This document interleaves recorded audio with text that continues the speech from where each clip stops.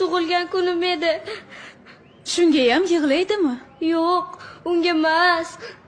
Tug'ilgan kunim uchun uydagilar pul berishgandi. O'sha pul yo'q.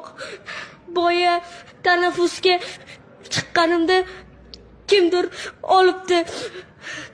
Qancha puling bor edi? 10 so'm.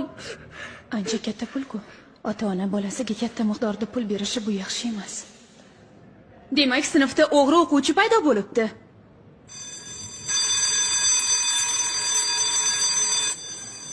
Hech kim sinfdan chiqib ketmaydi.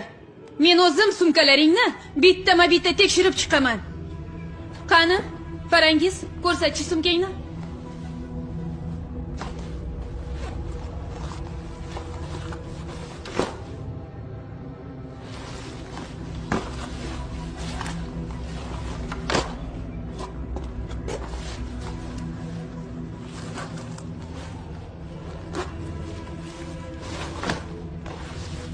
Navbat menga yetib kelganda nima qilaman? Sumkamni ochib ko'rsa sharmanda bo'laman-ku.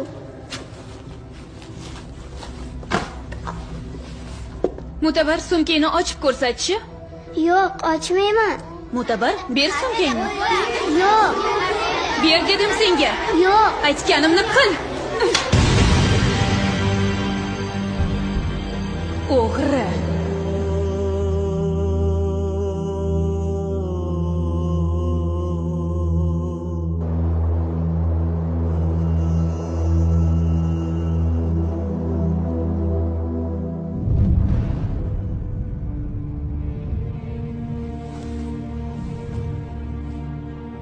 Qani Mo'tabar, sumkangni ber menga.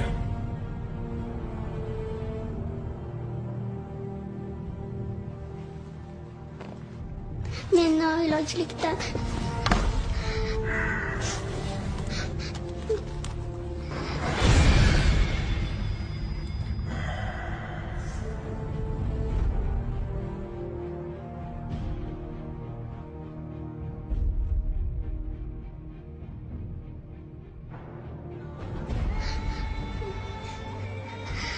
men sumkamni sinfdoshlarim oldida ochib ko'rsatishni xohlamadim.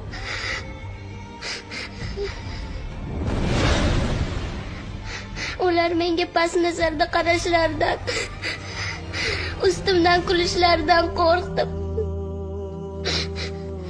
Men doim sinfdoshlarimdan ortib qolgan non bo'laklari va ovqat qoldiqlarini yig'ib yuraman.